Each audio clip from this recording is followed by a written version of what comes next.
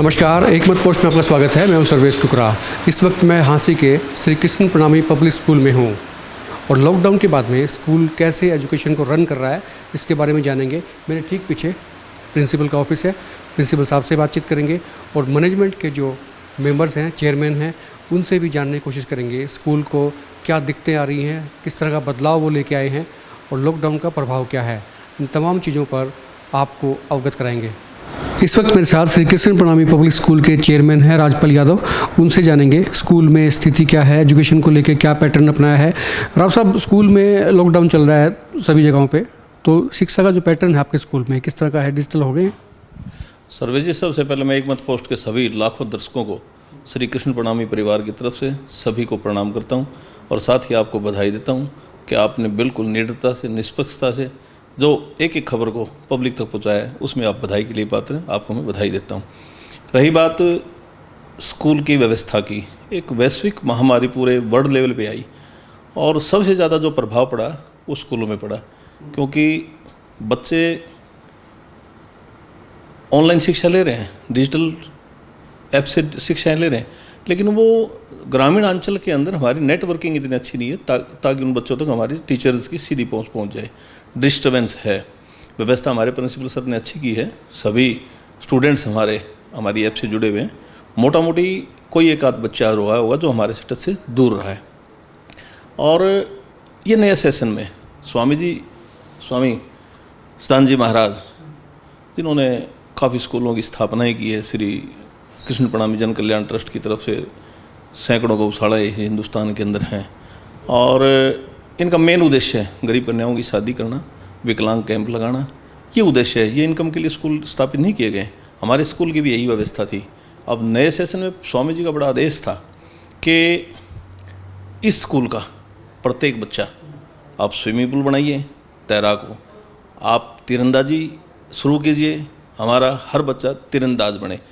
मलिक साहब हैं हमारे उमरा गांव से, उनके सहयोग से हमने तीरंदाजी के कोच की व्यवस्था की।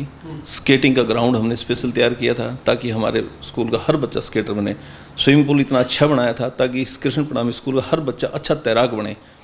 हमारे कराटे में गोल्ड मेडल, ब्रॉन्ज मेडल बहुत बच्चे हमारे लेके आते हैं। हम बड़ी तैयारी के साथ इस सेशन में थे। नहीं पता था कि इस महामारी के आने के बाद में ना ही कोई बच्चा स्विमिंग कर पाएगा, ना ही कोई बच्चा तीरंदाजी कर पाएगा, लेकिन हमने वो कर पाएंगे, लेकिन तो टाइम बिंग है। हो सकता है कि 2 महीने बाद स्थिति बदल जाए और बच्चे फिर से स्कूलों में आएंगे, जैसा कि अभी कुछ कॉलेजेस के लिए कहा भी गया है कि क्लासेस वो करेंगे। स्टूडेंट्स की आप मतलब ओड इवन आप कर सकते हैं कि कुछ बच्चे एक दिन आए, दूसरे दिन आए, तो इस तरह की व्यवस्था पे एक विकल्प के तौर पे देखा जा रहा है। लेकिन ये तो तय है कि बच्चे तो स्कूल में आएंगे ही, वो लेट हो सकते हैं लेकिन आएंगे। तो ये चीज़ें जो आपने तैयार की हैं, स्विमिंग पूल, स्केटिंग का ग्राउंड और तीरंदाजी, तो सब काम आने वाली है, इसमें तो कोई दो राय नहीं है। दूसरा मैं जानना चाह रहा था कि एडमिशन्स की क्या व्यवस्था है? एडमिशन्स काफ़ी आ रहे हैं, तो बीच में हमने एक सीरीज़ भी चला रखी है। दरअसल हम जो प्रमुख स्कूल हैं क्षेत्र के, उनसे हम बातचीत कर रहे हैं, उनसे पूछ रहे हैं कि जो बयानबाजियाँ कुछ हुई थी फ़ीस को लेके, लोगों में भ्रम हो गया था कि फ़ीस दें कि ना दें, तो उस भ्रम का आपके स्कूल पे कोई असर पड़ा है कि नहीं पड़ा है और कितने एडमिशन्स हो चुके हैं अब तक, क्योंकि मई एंडिंग आ रहा है?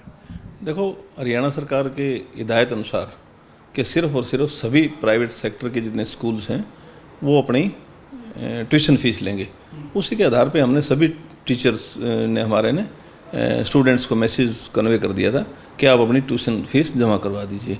लेकिन अभी थोड़ी सी पेरेंट्स में और उसमें कन्फ्यूज़न है, उनके दिमाग में है कभी सरकार फीस माफ़ कर दे, ना कर दे, और इसका सारा का सारा समस्या स्कूल संचालक के ऊपर है, चाहे वो ट्रस्ट का है, चाहे वो प्राइवेट निजी सेक्टर का है। क्योंकि टीचर्स तो अपनी शिक्षा दे रहे हैं सभी बच्चों से। टीचर स्कूल खुलता है तो मात्र 6 घंटे 5 घंटे ड्यूटी दे के जाता है, लेकिन ऑनलाइन टीचिंग के अंदर टीचर को पूरा का पूरा 12 घंटे अपना डिवोट करना पड़ रहा है। सुबह 8 बजे लगते हैं, रात को 10 बजे तक बच्चे स्टूडेंट्स अपने टीचर को फ़ोन करते रहते हैं। ये सही बात है कि ऑनलाइन में लोगों को बड़ा आसान लगता होगा, लेकिन टीचर्स को बहुत ज़्यादा मेहनत करनी पड़ रही है डिजिटल लेसन तैयार करने के लिए, और बाकी उसके वर्किंग आवर्स बढ़ गए हैं। वर्किंग आवर बढ़ गए हैं सुरभि जी। रात को 10 बजे तक बच्चे फ़ोन करते हैं, मैडम मेरे को ये समझ में नहीं आया, सर मेरे को ये समझ में नहीं आया। उसका जवाब देना पड़ता है, उसको समझाना पड़ता है। हमारे टीचर को बहुत मेहनत करनी पड़ रही है, लेकिन जब फीस नहीं आएगी तो उनके लिए प्राइवेट सेक्टर में विशेषकर टीचर्स की पे की बड़ी समस्या आएगी। 1-2 बार जो जिनके पास पेइंग कैपेसिटी है स्कूल के, वो दे देंगे, कितनी दिन देंगे, जब फीस नहीं आएगी। फीस आएगी तो टीचर्स की तनख्वाह भी जाएगी, दूसरे खर्चे भी जाएंगे। मोटा मोटी स्कूल में बड़े खर्चे होते हैं सर्वेश जी, और वो सारा डिपेंड स्कूल पे ही होता है। अप्रैल में जब एडमिशन फीस आती है, तकरीबन खर्चे नई डेवलपमेंट के, नई इम्प्रूवमेंट के, वो खर्चे अप्रैल में ही निकलते हैं। और वो अप्रैल गई, मई गया, ट्यूशन फीस भी नहीं आ रही, स्कूलों के सामने बड़ा आर्थिक संकट आएगा एक बार, मैं मानता हूँ इसका।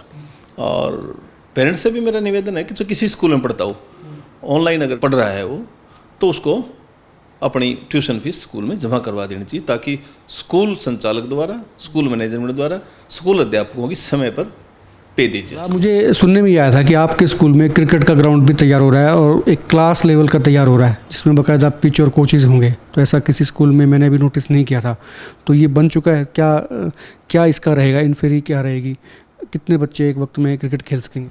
सर्वेश जी, आज के माहौल को देखते हुए बच्चों का ज़्यादा इंटरेस्ट क्रिकेट के में है, और स्वामी जी का आदेश हुआ कि हांसी में अगर किसी स्कूल के अंदर क्रिकेट का मैदान नहीं है, एक क्लास का ग्राउंड हमने तैयार करवाया है, जिसमें पूरा ग्रीनरी होगी, घास होगा, बीच में अलग तरह की पिच बनाई है, और एक कोण में नेट प्रैक्टिस के लिए हमें क्रिकेट का बड़ा अच्छा मैदान तैयार किया। जो ही स्कूल खुलेगा हम आपको निमंत्रण देंगे, आप देखना हमारे क्रिकेट मैदान कैसे बच्चे क्रिकेट खेलते हैं और कैसे हमारे बच्चे आगे कंपटीशन में जाते हैं। बिल्कुल, ये थे राजपाल यादव, चेयरमैन हैं श्री कृष्ण प्रणामी पब्लिक स्कूल हांसी के, और इनका कहना है कि स्कूल ने तमाम तैयारियां छात्रों के लिए की हैं, उनके भविष्य को देखते हुए की हैं। स्विमिंग पूल इस स्कूल में है, हांसी का शायद ये पहला स्कूल है जहाँ पर स्विमिंग पूल भी है, और हॉर्स राइडिंग भी इन्होंने रखी हुई थी, स्केट्स का यहाँ पे है, तीरंदाजी का है, स्पोर्ट्स में पूरा एक वैरायटी इन्होंने तैयार की थी बच्चों के उनके इंटरेस्ट के हिसाब से। और जैसे ही लॉकडाउन खुलेगा, जब बच्चे आने शुरू होंगे, तो उनको तमाम सुविधाएं मिलेंगी। और जहाँ तक डिजिटल एजुकेशन की बात है, तो डिजिटल एजुकेशन को लेके ये स्कूल पहले भी संजीदा था, और अब जब लॉकडाउन हुआ तो उसके बाद सुविधाएं और ज़्यादा बढ़ी। उनके टीचर्स जो हैं राउंड द क्लॉक इस पे तैयारियां कर रहे हैं, मेहनत कर रहे हैं, और बच्चों से इंटरेक्शन उनका सीधा हो रहा है, संवाद। और जैसा कि फ़ीस को लेकर उन्होंने कहा कि हर किसी को सोचना चाहिए, अगर कोई फ़ीस में आनाकानी करेंगे या कन्फ्यूजन होगा तो उसका असर सीधा किस पे पड़ेगा? स्टूडेंट पे पड़ेगा, क्योंकि ये अगर इनके पास फ़ीस नहीं आएगी तो टीचर्स को सैलरी कहाँ से देंगे, और टीचर्स को सैलरी जब नहीं देंगे तो वो पढ़ाई कैसे हो पाएगी? तो ये एक चेन है, चेन को अगर तोड़ेंगे, हम ही तोड़ेंगे, तो नुकसान हमें ही होगा। First of all, namaskar. According to our school system, with the help of our teachers, the online system is going very well. So, if you want to take the feedback from the students or the students' parents, so we feel very good regarding that one. We're going to conduct the various type of workshop related to the online coaching to the teachers before starting the COVID. So in that concept, we use the Zoom, the Team Link, the WhatsApp method, the Hangout methods we personally use by our teacher. Myself Shelly from 12th Commerce. I am a student of Shri Krishna Pranami Public School Hansi. I want to say that our school is providing education through online lectures and videos, and we are grateful and highly satisfied with this initiative of our school. Thank you. CBSE introduced the date of the examination for the class 10th and the 12th, and that is only for the, especially in the case of the 10th class, only the east or the north Delhi will be conducted, while in the case of plus 2 Haryana is also conducting the examination. The date will be the from 1st to the 15th of July.